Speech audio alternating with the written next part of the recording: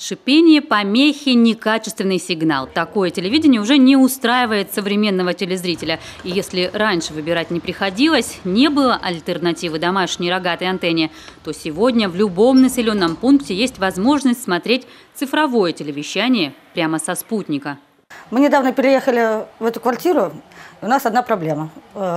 Показывают только 3 канала. 1, 2 и 3.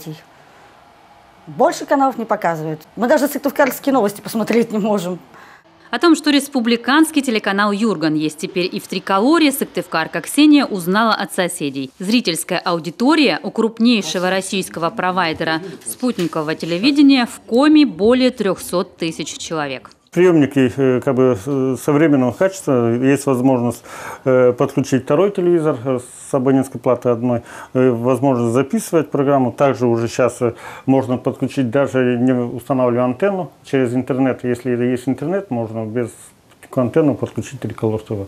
Направление тарелки Триколор идет строго на юг, 180 градусов по компасу.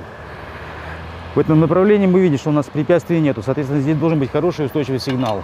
В отличие от эфирного цифрового ТВ, операторы спутникового телевидения предлагают своим абонентам более 200 каналов различной тематики. Информационные, развлекательные, спортивные, детские.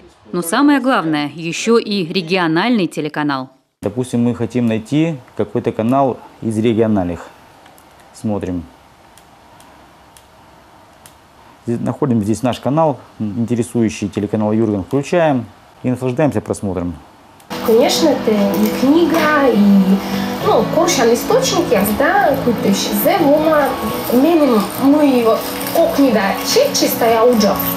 «Юрган» – единственный принадлежащий республике телеканал, который треть программ производит на коми-языке. Многие зрители, особенно в глубинке, до сих пор смотрят его в аналоговом формате. Уже в начале следующего года аналоговое телевидение уйдет в прошлое. А потому уже сейчас каждый телезритель должен выбрать способ перехода на цифровое ТВ. Ольга Коняева, Олег Жуковский, телеканал «Юрган».